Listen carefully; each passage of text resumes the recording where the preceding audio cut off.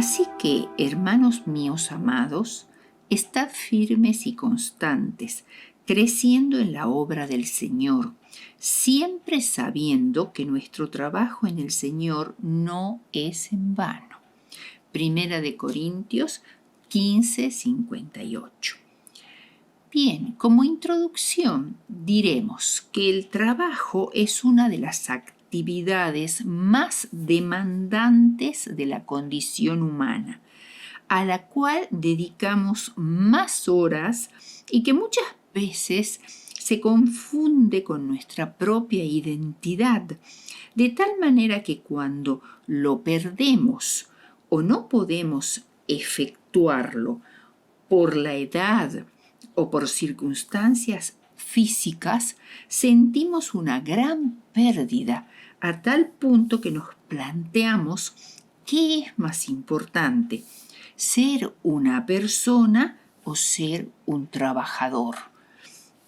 El trabajo, desde el punto de vista bíblico y cristiano, difiere del estricto concepto sociológico o económico que consideran al trabajo la principal forma de producción de bienes y servicios para atender las necesidades humanas, de tal manera que la actividad laboral impacta decisivamente en las características de cada sociedad y cultura. Por tanto, al estudiar el tema del cristiano y el trabajo, vinculados además con la educación, será necesario esclarecer algunos puntos claves. En primer lugar, trabajo, bendición o castigo. El trabajo es un concepto que no emana del hombre sino de Dios. En primer lugar, Dios es un obrero constante. Jesús mismo afirmó en Juan 5:17: mi Padre hasta ahora trabaja y yo trabajo, al ser cuestionado por los fariseos por haber sanado al paralítico de Betesda en sábado. Dios está perpetuamente en acción en la naturaleza. Ella testifica de la presencia inteligente y activa de un ser que se mueve en todas sus obras de acuerdo con su voluntad. No es por un poder original inherente en la naturaleza, por lo que año tras año la tierra produce abundantemente y el mundo continúa su marcha perenne alrededor del sol. La mano del poder infinito está perpetuamente en acción guiando este planeta. El poder de Dios que se ejerce momento tras momento es el que lo mantiene en su rotación. El poder del Dios del cielo es el que hace que prospere la vegetación, que aparezca cada hoja y se abra cada flor. No es por el resultado de un mecanismo que una vez puesto en acción continúa su obra, por lo que late el pulso y un aliento sigue al otro. En Dios vivimos y nos movemos y somos, dijo el apóstol Pablo citando a los autores griegos. Cada aliento, cada latido del corazón es la continua evidencia del poder de un Dios omnipotente. Es Dios el que hace que salga el sol en los cielos. Él abre las ventanas del cielo y da la lluvia. Él hace que crezca la hierba en las montañas. da la nieve como lana y derrama la escarcha como ceniza. Salmo 147, 16. A su voz se produce muchedumbre de aguas en el cielo, hace los relámpagos con la lluvia y saca el viento de sus depósitos. Jeremías 16, 13. Aunque el Señor ha cesado de su obra de creación al crear el planeta Tierra y prepararlo para la vida, continuamente está en acción, sosteniendo y usando como a sus siervos las cosas que Él ha hecho. Manuscrito número 4 del año 1882 de Elena de White. Toda la naturaleza, por su parte, también cumple con el trabajo que le ha sido asignado por Dios. La luz, tan común para todos, pero acerca de la cual sabemos tan poco, parecería que es una especie de reloj despertador para casi todo ser viviente. Diminutas células ubicadas en lo íntimo de los animales y las plantas aguardan la concentración adecuada de ciertas ondas luminosas antes de poner en funcionamiento los procesos vitales del organismo. Las migraciones de millones de aves comienzan y terminan de acuerdo con los dictados de la luz. En primavera las plantas brotan justo a tiempo para dar de comer a numerosos insectos que se multiplican en el momento preciso para alimentar a millones de aves migratorias, algunas de las cuales se detienen para criar a sus familias, con lo cual aumenta la demanda de alimento. La trama de la vida está tan bien entretejida que la falla de un solo elemento podría significar un daño irreparable y la extinción de todo. ¿Cómo sería el mundo, por ejemplo, sin insectos? Habría pocas flores y escasos frutos. Muchas plantas y animales morirían. Sin insectos, los murciélagos desaparecerían, las golondrinas, los pájaros carpinteros y muchos pececillos que se alimentan de ellos. No habría entonces alimentos para los grandes peces de ríos y mares. ¿Qué cosa de todas estas no entiende que la mano de Jehová la hizo? Los pájaros cantan para establecer y defender su territorio. Cada especie tiene su canto peculiar. Y no solo eso, sino que cada pájaro dentro de su propia especie canta algo distinto de los demás. Algunas aves tienen un reclamo especial para indicar el peligro o la presencia de alimento o para cuando están separados de su pareja. El plancton, o sea, los microorganismos animales y vegetales que pululan libremente en los océanos y en las aguas dulces, son el alimento básico de todas las formas de vida que hay en el océano. Se necesitan miles de millones de estos microorganismos para mantener la vida de un gran pez.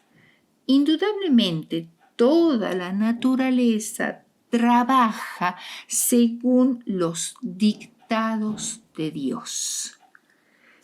En la creación de la tierra y de Adán y Eva, el trabajo fue ordenado indudablemente como una bendición. Significaba desarrollo, poder y felicidad.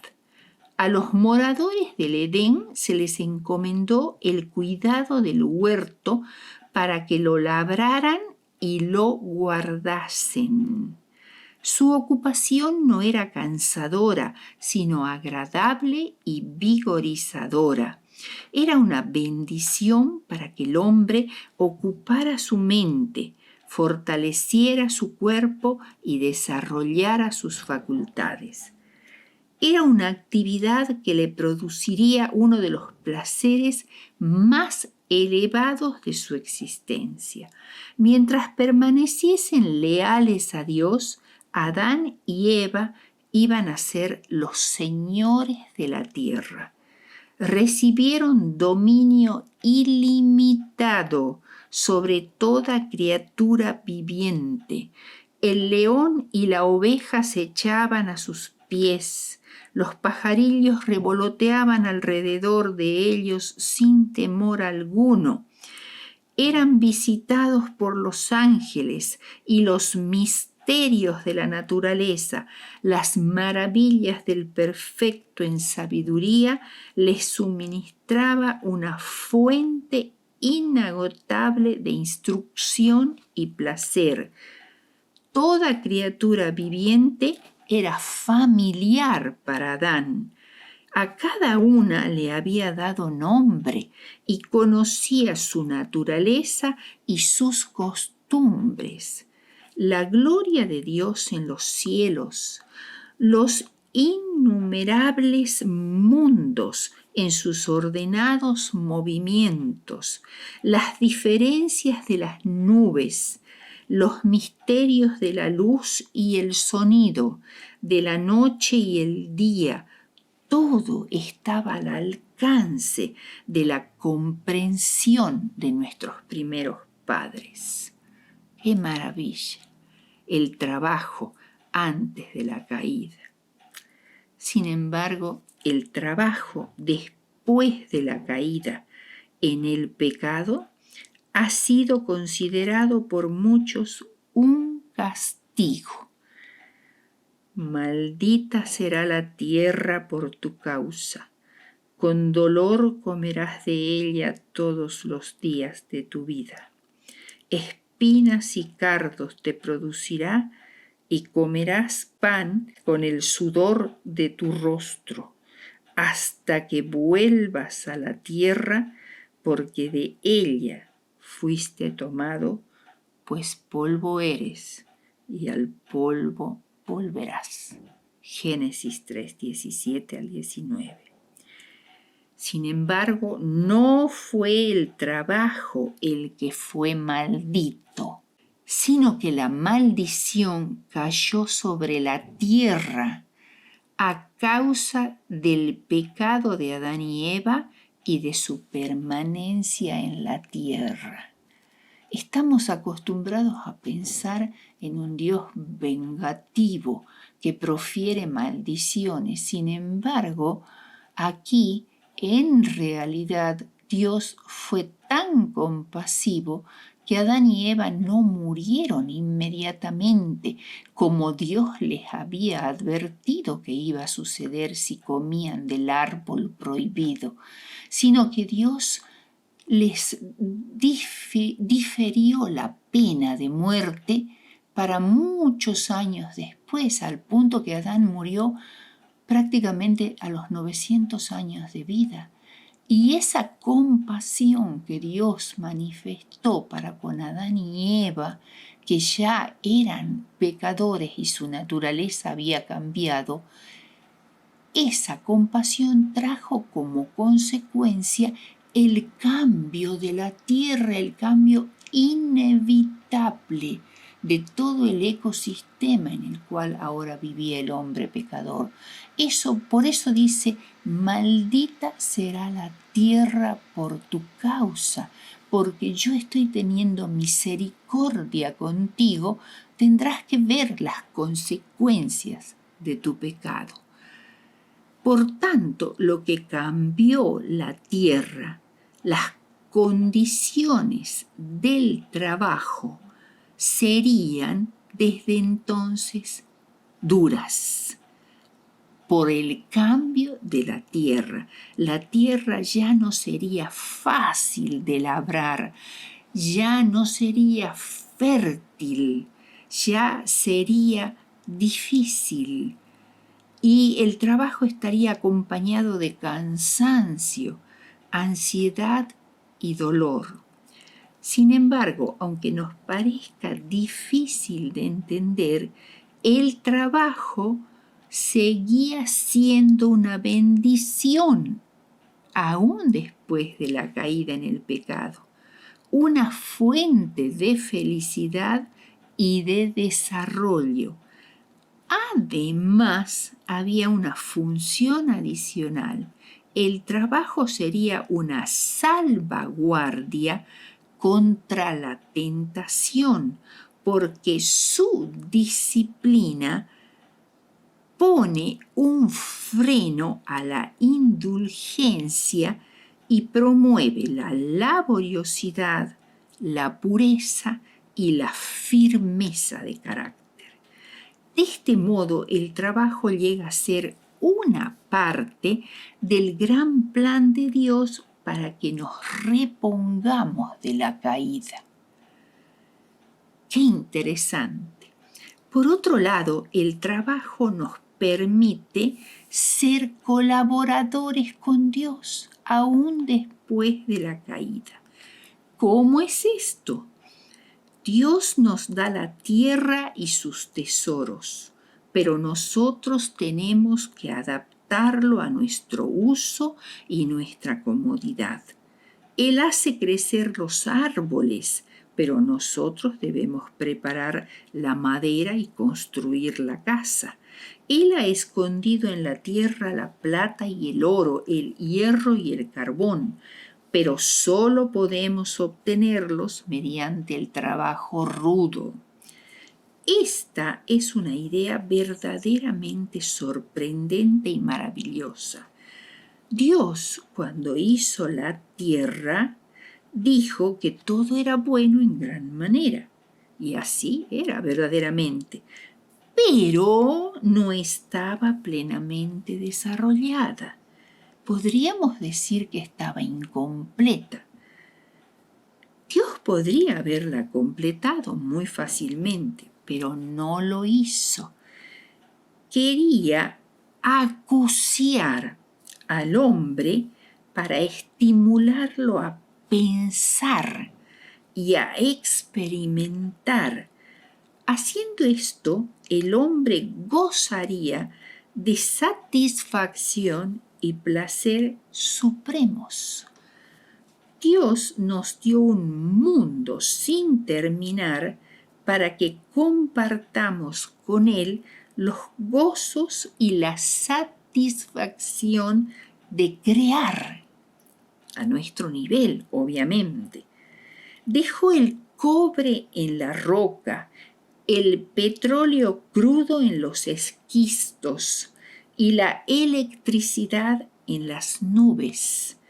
Dejó los ríos sin puentes, los bosques sin talar, los diamantes sin pulir y las escuelas sin edificar. Dejó la música sin tocar y los poemas sin ser soñados. Nos dio todos estos desafíos a fin de que nos sintiéramos estimulados a realizar tareas creativas. Señor de la creación, te damos gracias de que tu mundo esté incompleto, de que el trabajo aguarde nuestras manos y pies, de que no hayas terminado aún al hombre, de que todavía estemos en el proceso del hacer. Bien, sin embargo, hay un lado oscuro del trabajo, que es el que vamos a ver ahora. Durante la mayor parte de la historia de la civilización, el trabajo fue considerado como una actividad despreciable. La misma palabra trabajo en español deriva del latín tripalium,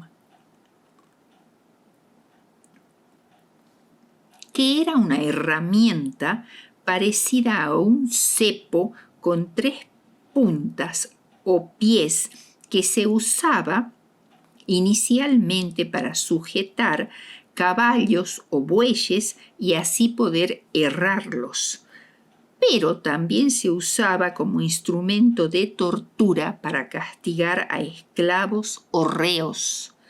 De ahí que trabajar en latín tripaliare significa atormentar, torturar. Los griegos de la Edad de Oro pensaban que solo el ocio recreativo era digno del hombre libre. Por ello, la esclavitud era considerada por las más diversas civilizaciones antiguas como la forma natural y más adecuada de la relación laboral. O sea, los que trabajaban eran los esclavos. Los hombres libres se la pasaban en el ocio creativo o recreativo, como pudiéramos llamarlo. Aún en sus creencias religiosas, la mayoría de los pueblos creían que los dioses habían creado a los seres humanos como sus esclavos para hacer las tareas pesadas. Solo desde mediados del siglo XIX, la esclavitud deja de ser la forma predominante del trabajo para ser reemplazada por el trabajo asalariado. Con el tiempo y las profundas transformaciones en la tecnología, se pasa del trabajo artesanal al trabajo industrial con grandes maquinarias y al trabajo con computadoras, dando lugar a la sociedad de la información en la que vivimos actualmente. A pesar de todo esto, prevalece el sentimiento de que el trabajo, y especialmente el trabajo manual, no así el intelectual, es una especie de castigo. Sin embargo, lo que realmente degrada al ser humano no es el trabajo manual, digamos así, sino es la ociosidad y la dependencia egoísta. Porque la tierra que bebe la lluvia, que muchas veces cae sobre ella y produce hierba provechosa a aquellos por los cuales es labrada, recibe bendición de Dios, pero la que produce espinos y abrojos es reprobada, está próxima a ser maldecida y su fin es el ser quemada. Hebreos 6, 7 y 8. Los israelitas consideraban la preparación industrial de un joven como un deber. Se requería de cada padre que hiciese aprender a sus hijos algún oficio útil. Los mayores hombres de Israel se adiestraban en actividades industriales. Se consideraba esencial para toda mujer el conocimiento de los deberes que incumbían a la dueña de casa, y la habilidad en esos deberes se consideraba como un honor entre las mujeres de la más alta jerarquía. La senda del trabajo puede ser dura y cansadora, pero ha sido honrada por las pisadas del Salvador. Cristo dignificó el trabajo útil. Pasó la mayor parte de su vida terrenal en el trabajo paciente de la carpintería de Nazaret. Vestido como trabajador común, el Señor recorrió las calles de su pequeña ciudad, yendo y volviendo de su trabajo humilde, y lo acompañaban ángeles ministradores, mientras caminaba lado a lado con los campesinos y obreros sin que lo reconociesen y honrasen.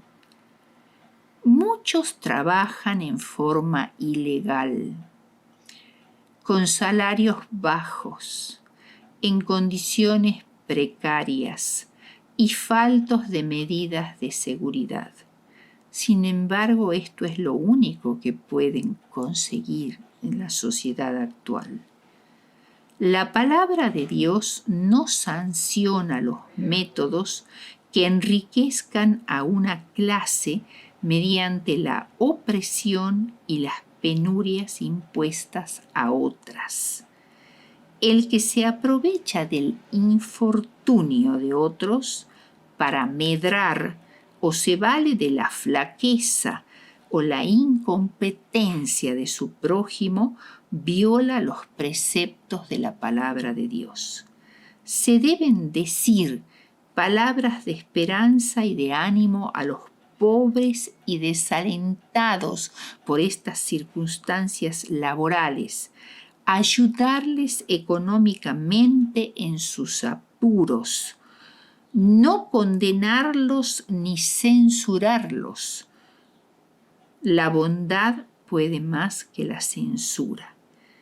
El espíritu del mundo despierta y fomenta continuamente el orgullo, el amor a la ostentación, la sensualidad, la prodigalidad y el ocio.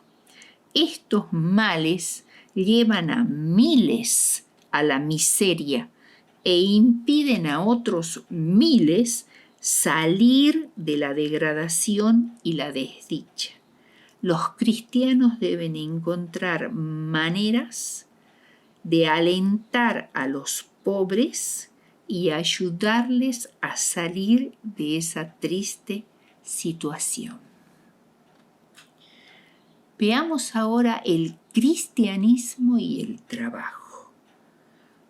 Todos los inventos y perfeccionamiento correctos tienen su fuente en Dios. O sea, Dios no espera que nosotros sigamos viviendo como en la Edad Media, sino que vayamos encontrando formas y mecanismos e inventemos medios para que el trabajo sea más productivo, más fácil, más rápido, menos penoso. Ninguna de esas invenciones y perfeccionamientos está en contra de la voluntad de Dios, siempre y cuando no sean usados para el mal. Ahora, el conocimiento, la habilidad, la fuerza del trabajador provienen de Dios. Él desea controlar nuestra mente a fin de que hagamos un trabajo excelente. Esa es otra característica de lo que hace el cristianismo con el trabajo. Eleva todas nuestras expectativas para que no nos conformemos a la mediocridad, a la mentira, a las distintas maneras de evitar el trabajo. El cristianismo y los negocios debidamente comprendidos, es decir, de acuerdo a las leyes de Dios, no son dos cosas separadas, sino una sola. La religión de la Biblia ha de introducirse en todo lo que hagamos y digamos. No siempre ganan la carrera los veloces, ni la batalla los fuertes, y los que son diligentes en los negocios no siempre prosperan, pero la mano de los diligentes enriquece, mientras que la mano negligente empobrece, como dice Proverbios 10:4. El trabajo juicioso hace fuerte a los débiles, ricos a los pobres y felices a los desgraciados. Finalmente veamos este punto que es muy interesante y que da para mucho hacer: la educación y el trabajo. A pesar de todo lo que se ha dicho y escrito acerca de la dignidad del trabajo, especialmente el trabajo manual, prevalece el sentimiento de que es degradante, de que es desagradable, de que lo debiéramos evitar. Los jóvenes están ansiosos por ser maestros, empleados, comerciantes, médicos, abogados o cualquier otro puesto que no requiera trabajo físico. Las jóvenes esquivan los quehaceres domésticos y tratan de prepararse para otros ramos de labor, lo cual no es nada malo. Pero fíjense, necesitan aprender que el trabajo honrado no degrada a ningún hombre o mujer. Hay un conocimiento práctico que hoy es desconocido, pero que es realmente importante para la vida, para la salud y la felicidad de toda la familia. Nada es de tan vital importancia como la pericia e inteligencia de la cocinera. Miren, esto es muy importante, esto fue escrito hace mucho tiempo, sin embargo es tan actual. Con comidas mal preparadas y mal sanas se podría estorbar y hasta arruinar la utilidad del adulto y el desarrollo del niño. No estamos viendo hoy, día a día, que la obesidad es un flagelo y que los niños obesos son cada vez más, que posteriormente se transforman en diabéticos y que los adultos muchas veces sufren muertes prematuras a causa de la mala alimentación. Esta alimentación desequilibrada es la llamada comida chatarra, que ha sido popularizada por las industrias y las grandes empresas que proponen alimentos muy ricos en grasa, en azúcar y en sal, que no tienen prácticamente nada de fibra ni de vitaminas. Esta alimentación, que es relativamente barata y sobre todo que no requiere esfuerzo porque se consigue en cualquier parte, ¿qué hace? Lleva a la obesidad, a la diabetes y a la hipertensión, que lo único que hacen es arruinar nuestra salud y nuestra vida. Entonces, ¿es o no es importante que tanto hombres como mujeres sepan cocinar alimentos nutritivos, saludables y apetitosos, para que la salud de la familia esté asegurada, para que los niños tengan un futuro? La limpieza, el orden del hogar, el trabajo diario es muy útil. Recordemos a Pablo, el fabricante de tiendas. Pablo tenía una educación, podríamos decir que era un máster. Conocía la filosofía de su tiempo, había leído los clásicos, había tenido el mejor de los maestros religiosos hebreos, Gamaliel. Sin embargo, él cuando estaba predicando en toda el Asia Menor, se sostuvo a sí mismo mediante el oficio que le habían enseñado en su niñez y juventud, que era la construcción de tiendas. Él no tuvo por degradante dedicarse a ese oficio para no necesitar de los demás para su mantenimiento. Recordemos a Dorcas, la costurera, quien fue resucitada por Pedro para que siguiera haciendo vestidos adecuados para la gente pobre, que les quedaran bien. A la mujer de Proverbios 31, que dice que será alabada, es porque busca la lana y el lino y trabaja gustosamente con sus manos, que señala la manutención para su familia. Es una mujer organizada, inteligente, que proyecta, que sabe cómo hacer las cosas para que a nadie en su familia le falte nada, que planta una viña y robustece sus brazos, que abre su mano al pobre y al necesitado, que vigila la conducta de su familia y no come el pan de balde. Esa mujer será alabada.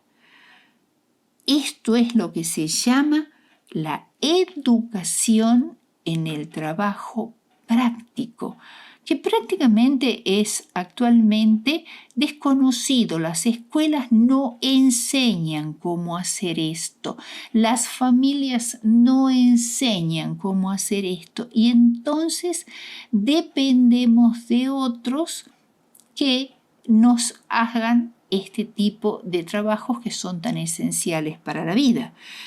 Toda escuela debería tener facilidades y establecimientos para proveer una educación manual, además de la cultura mental y moral superior.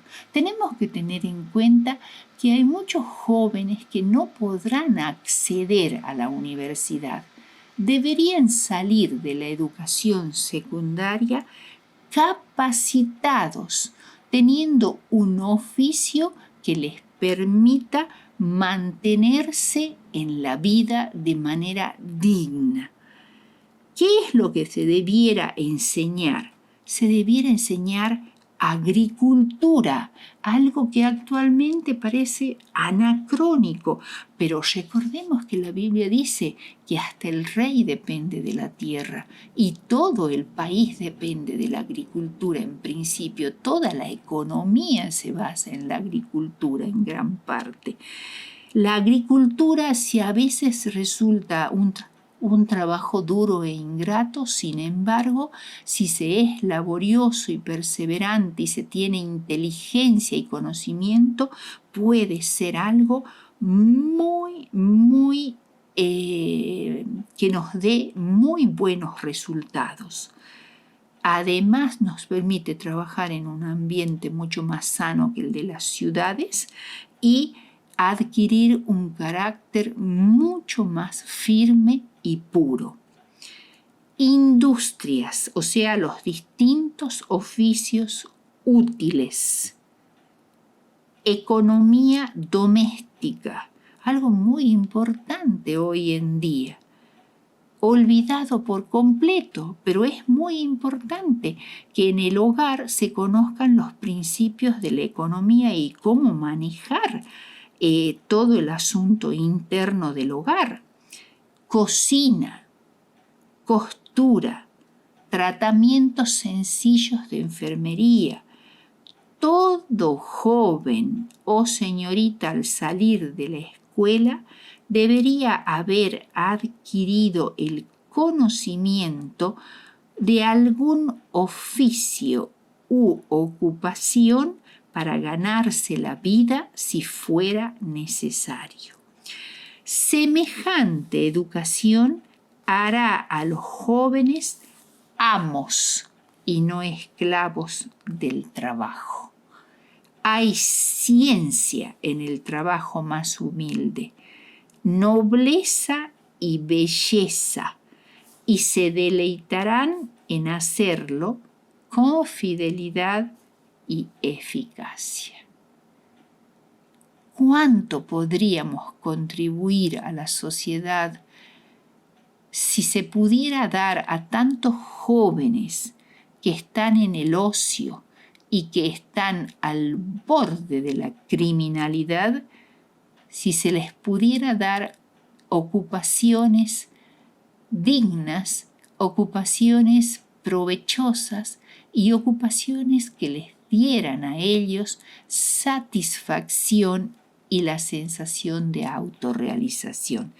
Eso sí que sería un gran aporte del cristianismo a nuestra comunidad. Ojalá esto sea algo más que un sueño o algo más que un proyecto que está escrito en los libros inspirados por Dios. Ese es mi deseo y oración.